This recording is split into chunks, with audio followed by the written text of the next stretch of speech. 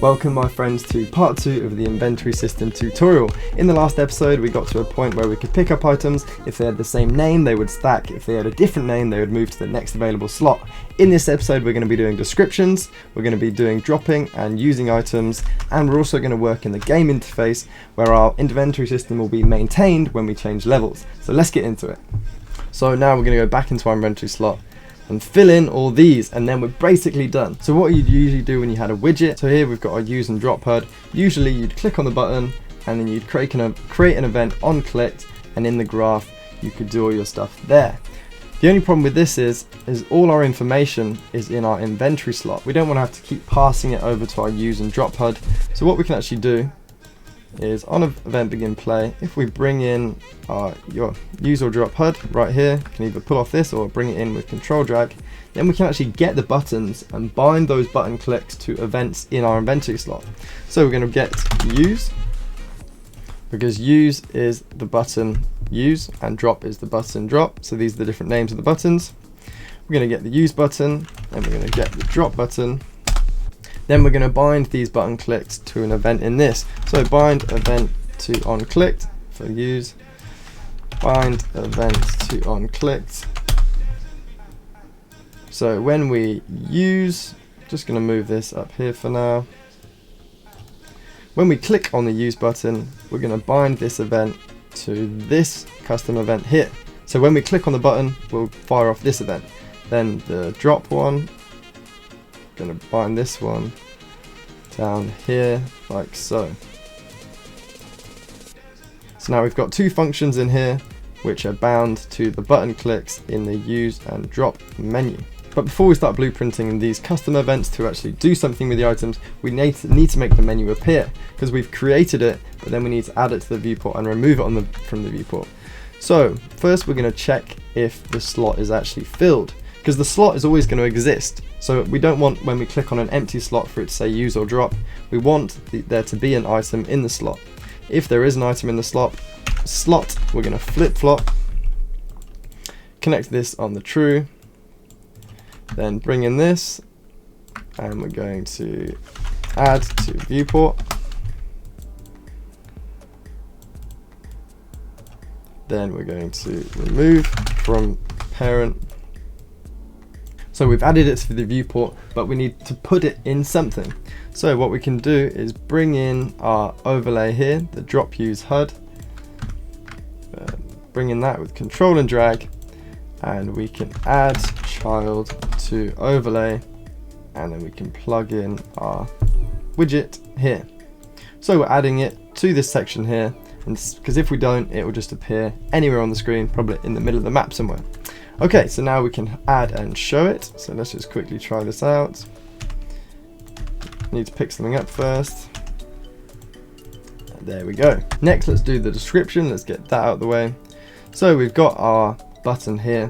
When we hover the button, we want to show the description after a delay. And when we stop hovering it, we want to hide the description. So on item hovered, on hovered, yeah, that's already there. On unhovered, here we go. So when we hover our button, we want the description to show after a delay, and then when we stop hovering it, we want it to hide. So what we're actually going to do is use a gate, and a gate will basically pass something through if the gate's open, and it won't pass it through if it's closed. Bring in a delay with D and click, and we're going to bring in a sequence. So when we hover, we first want to open the gate, and then after a delay, we're going to do something if the gate is open. The sequence will do 0 and then do 1 in a sequence. So now with the unhovered, we're going to bring in another sequence by typing in sequence, and then we're going to close the gate. So when we hover it, we're going to open the gate, and then after a second, if the gate's still open, we're going to show the description. But then if we hover over it and then unhover over it, we're going to be closing the gate again. This will basically prevent us from hovering over it, then unhovering, and then the description still appearing. This gate allows us to close off that, so it won't do that. So then all we need to do is get the description text, set visibility. So if the gate is open, we're going to set the visibility to visible, then control W this to duplicate. Then we're going to set the visibility to hidden, when we stop hovering over it. Perfect.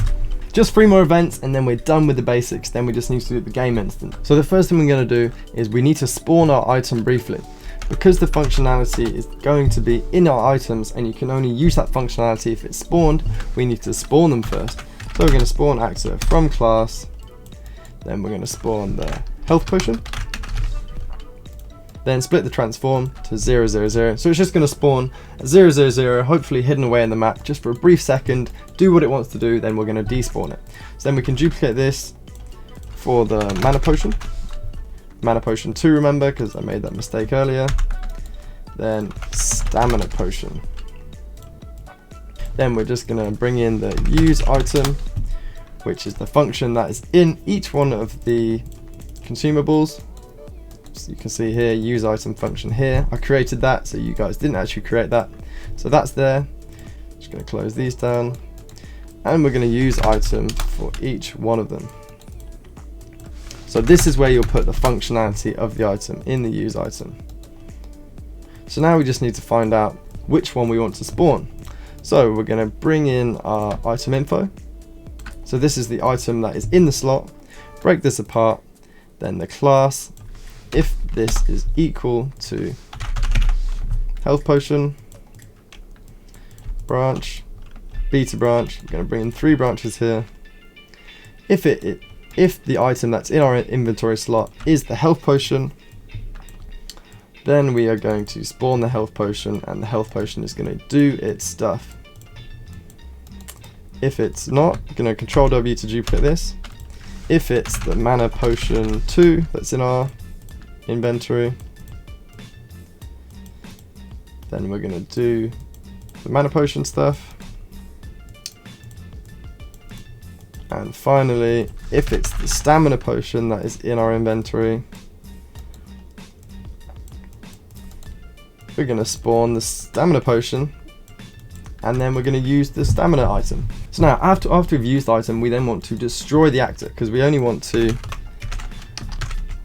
use the functionality that's inside it. We don't actually want the actor anywhere on our level. So we're just going to duplicate this, control W, control W. So now we're spawning the item where we're using the item, but we need to update the inventory slot to either get rid of a quantity of the item or to completely get rid of it. So we're actually going to call this remove item custom event here. I probably should have made that a function just to make it a bit more tidy, but I didn't. So we're just going to pull it here. So this could have came off here, this remove item, but just making it a bit tidier. So after we've used the item, we're then going to remove the item from our inventory system or inventory slot even. So we're going to take our current quantity, we're going to -1 from it, then we're going to set our current quantity to whatever it is, -1. Then with a branch with B in click, if our current quantity equals 0, well, if it doesn't equal 0, we're going to set the text of our quantity to our current quantity. So if we're going to take 1 away from the quantity, if there's like 10 health potions and we take 1 away, there's still health potions there. We're not going to remove the health potion icon. All we're going to do is reduce the quantity by 1 and then show that new quantity here. But then if we only had 1 of the item and we take 1 away and then we've got none left, we're then going to set the brush. We're going to set the icon to blank because there's no longer a health potion there. We don't want there to be an icon. We're going to set the quantity, text, and we're just going to leave this as blank because there's none left. We don't want any numbers in there. We don't want a 0 in there or nothing. Then we're going to set filled to false because the slot is no longer filled. So now our inventory slot system, when it goes through cycling looking for an inventory slot, this one is now going to be available.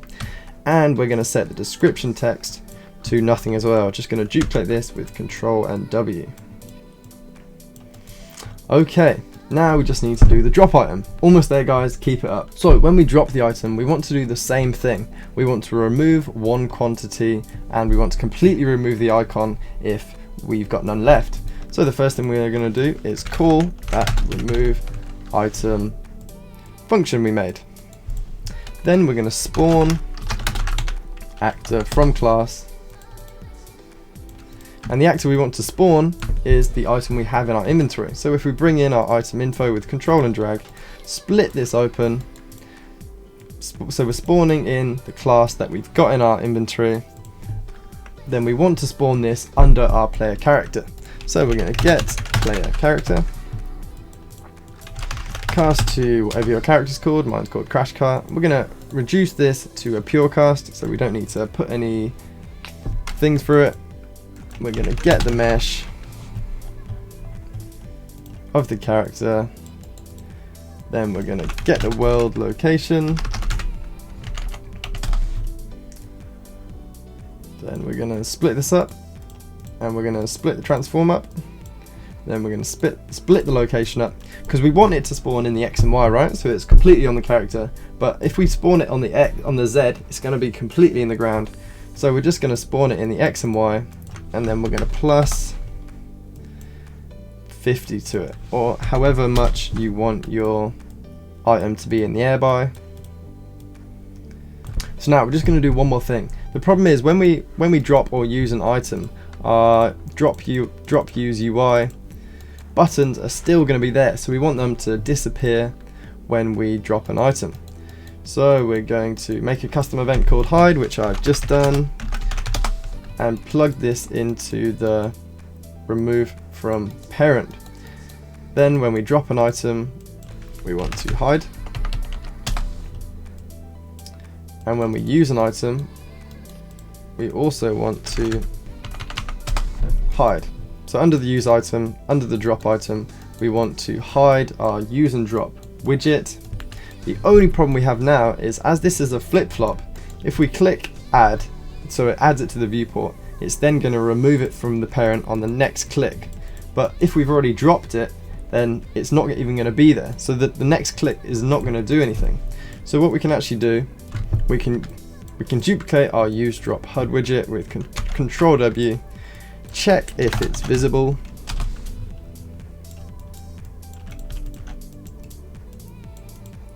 then if it is visible, we want to remove it, but if it's not visible, we then want to hide it. And that is everything you need to know for the basics. Now we just need to do the interface. So I'm just going to go around, pick all these up. So if we drop this now, it disappears because we've just done that hide function. If we use this, we use it and it disappears. And yeah, everything's looking really nice. The only problem is now, when you go to a new level, as you know, the only bits that get saved is the things in the game instance. So we need to store this information in the game instance, then we need to drag it out and refill our inventory system when we go to a new level. As soon as that's done, we're finished. Keep it up. Okay, so the first thing you need to do is make sure you've got a game instance. And a game instance, for anyone who doesn't know, is basically like the background of your program, which is set in the project settings, and it will persist throughout the entire level. It won't reset or anything. So if you've already got a game instance, just make sure you've put it in the project settings by going project settings and game instance, set it here. If you don't have a game instance, I want you to right click under blueprint class, under all classes, type in game instance, click game instance here and click select. And then when you've got it, just double click to open it up and you should have a screen like this. Okay, so the first thing we're going to do is add a variable with all the different groups of data. So we're going to call this inventory data. Then we're going to bring in our structure that we made, info item info structure, and instead of having it as one specific one, we want it as an array. Then we're going to make two different events. First one's going to be add array element. So just right click, type custom event if you didn't know that. Then custom event, remove array element. Then we're going to bring in our inventory data with control and drag, and then we're going to add like so. Then we're going to drag off again and type remove item. Now we're just going to bulk up these custom events with some inputs. So the input we want to pass over is the data, is the item. So we want to bring in the item and add it to the array. So we're going to add an input with the plus and type this item info, then call this item info structure. So we're going to add the item to the array, which is just a list, a database of all the different items. Then for the remove, we're going to click on the plus and we're going to type in item info. Then we're going to plug that into there. So that's everything here. All we're doing is storing the item in an array, and we're adding and removing data when we add or remove an item from our inventory. So compile, save this. Then if you open up your inventory, we are going to get game instance. This is how you reference game instance with get game instance. Then we're going to cast to our game instance. Going to convert this to a pure cast. Then we're going to add array element. So we're going to be adding the item we just picked up. Then in the inventory slot, when we remove one item for the inventory, just going to move this down a bit. Just going to copy this. So this is the reference. Just going to copy this reference, and when we remove an item from our inventory slot, we're going to remove array element. And the item we want to remove is the item info variable that we set up here. So this is the item info, and we're just going to remove this from the array. So now we've added the item to the array when we picked up the item and removed it from the array when we dropped the item. But now we just need to set it so when we move into a new level, we can refill our inventory with this array. So if you go into your inventory, this is what these two variables here are going to be for. So the first thing we're going to do is copy this from our check available slot. Just going to duplicate this down here. Then we're going to get our game instance.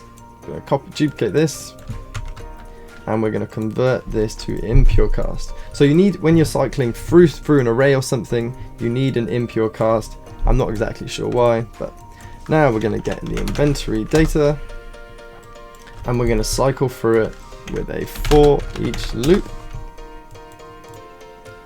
Plug that into there. So we're basically doing the exact same thing we're doing on the left. We're just looking for slots, and we're just filling it in with the inventory data. So basically we want exactly the same as this. So as we've already made our check if item already exists function, what we're going to do is actually delete the check item already exists map change, and then we're going to right click and duplicate this, and then just call this map change. Now instead of the check available slot, we're going to check available slot map change. So the reason we can't just use this left side for the right side is because we only want to call this when we change the map.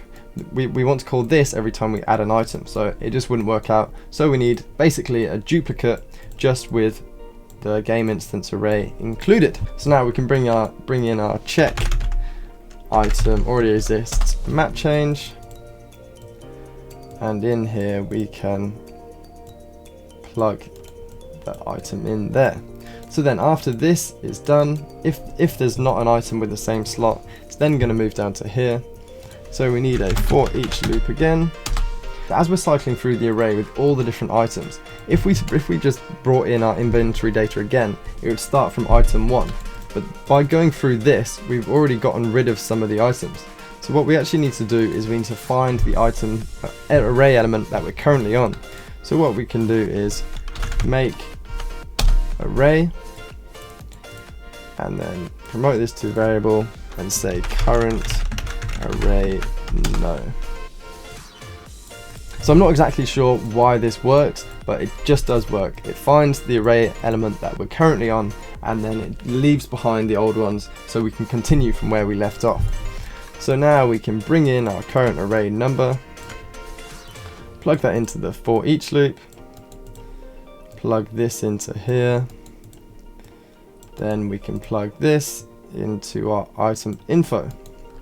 So that is everything. All we need to do now is call this when we load into the level. And what better place to call this when we load into our level than when our character is respawned into the level. So under the crash, under your character, in between add to viewport and remove from parent, we're just going to drag off our inventory widget, add to inventory, map change.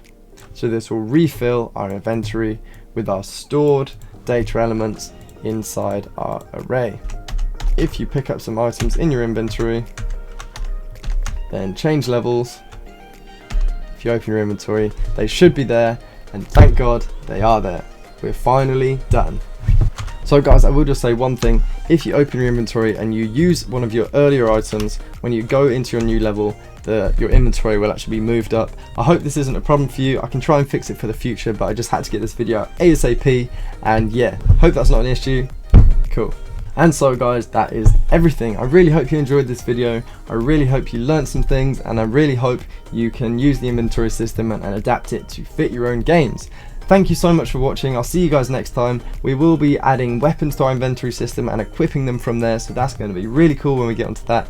But yeah, bit of time before then. Thank you so much for watching. Thank you for the support. See you next time.